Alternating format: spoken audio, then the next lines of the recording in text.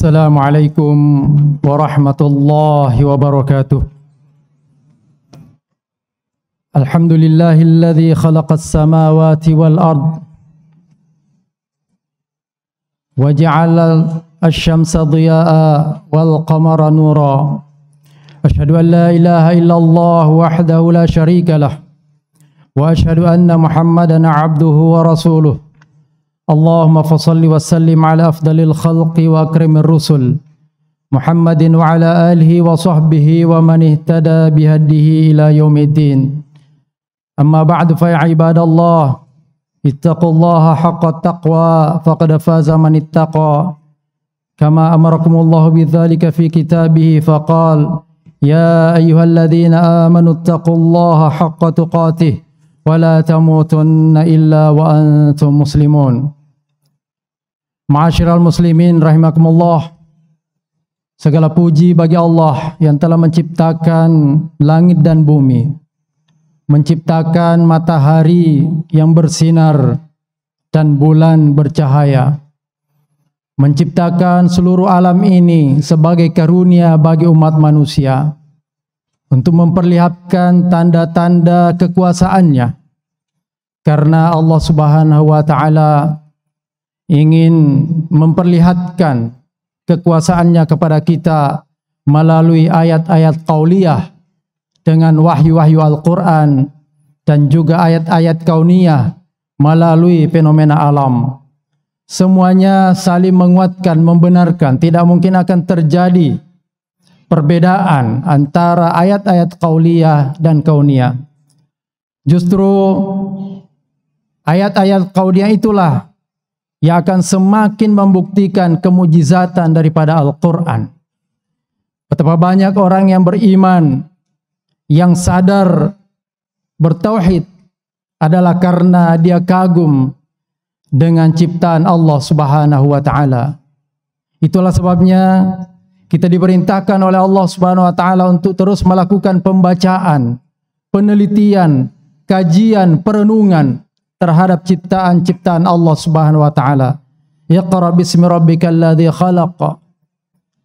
Bacalah dengan nama Tuhanmu yang telah menciptakan.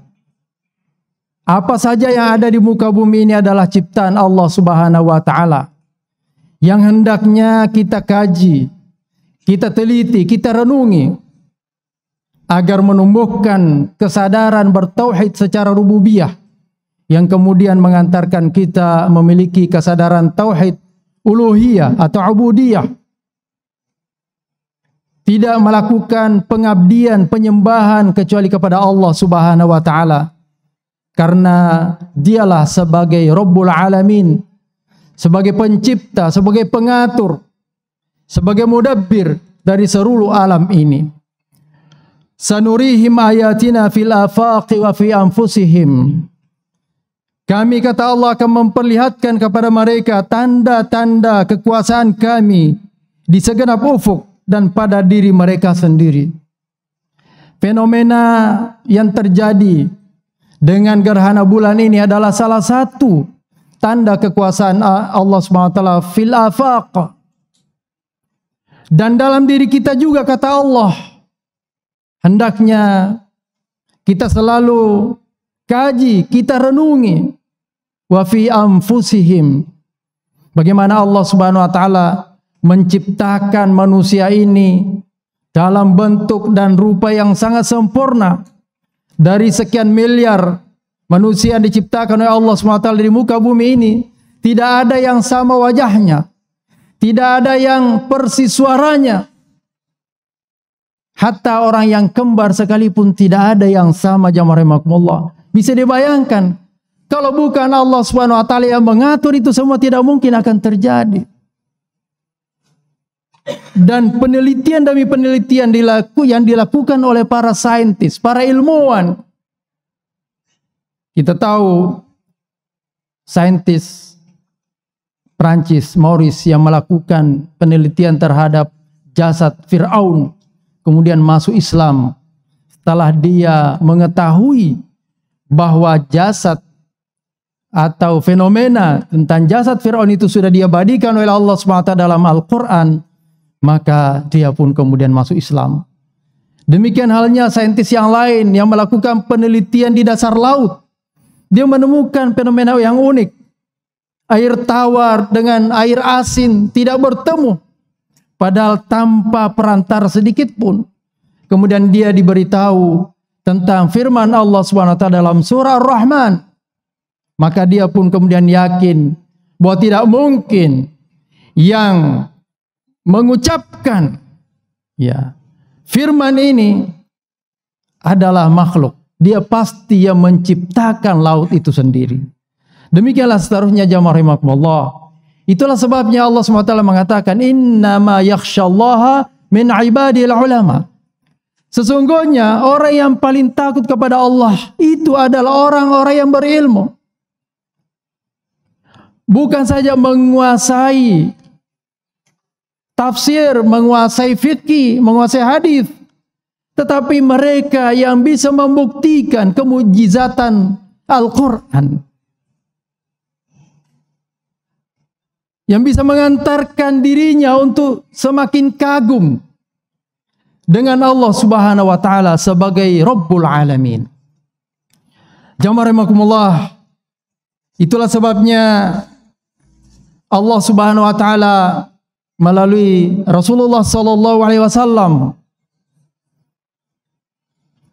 menganjurkan kita untuk melakukan salat gerhana pada saat terjadi gerhana bulan dan gerhana matahari seperti pada malam hari ini, agar kita tidak kagum dengan fenomena alam, tidak kagum dengan matahari yang bisa menyinari seluruh alam ini, juga tidak kagum dengan bulan dan semua makhluk yang ada di langit dan di bumi.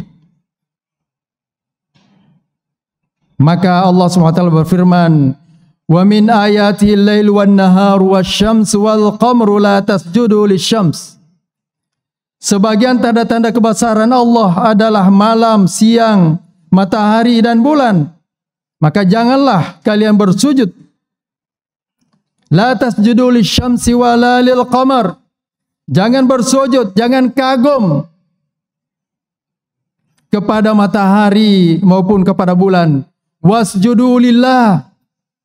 Sujudlah, bersimpuh kepada Allah Subhanahu wa taala, alladzi khalaqahun, yang telah menciptakan itu semua. In kuntum iyyahu ta'budun, jika kamu hanya menyembah kepadanya.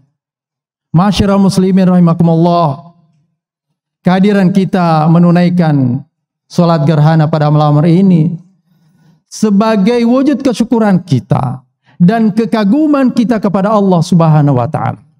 Dan kita juga dianjurkan untuk berinfak sebagai bentuk rasa syukur. Allah Subhanahu wa taala telah menjadikan semuanya ini fasilitas bagi umat manusia. Diberikan kekuasaan, kekayaan, ilmu pengetahuan. Makanya ketika Nabi Allah Ibrahim alaihissalam mendapatkan semua karunia itu pada saat yang bersamaan, maka apa kata beliau? Hadza min fadli Rabbi. Kekuasaan, ilmu yang sangat luas, kekayaan adalah semata-mata karunia dari Tuhanku. Liyabluwani, untuk menguji aku. Aashkuru am akfur, apakah aku bisa bersyukur, memanfaatkan semua fasilitas itu untuk mengabdikan diri kepada Allah Subhanahu wa taala, memberikan manfaat maslahat kepada umat manusia, atau sebaliknya congkak, sombong, dan justru mendatangkan kesengsaraan bagi umat manusia. Wal'iyadzubillah. Semoga apa yang kita lakukan pada malam ini semakin menambah kekaguman kita kepada Allah, menambah keimanan atas kebesaran dan kekuasaannya, sehingga kita menjalani kehidupan di dunia ini senantiasa dalam lindungan, bimbingan dan taufiknya. Hadanallahu wa iyyakum ajma'in. Assalamualaikum warahmatullahi wabarakatuh.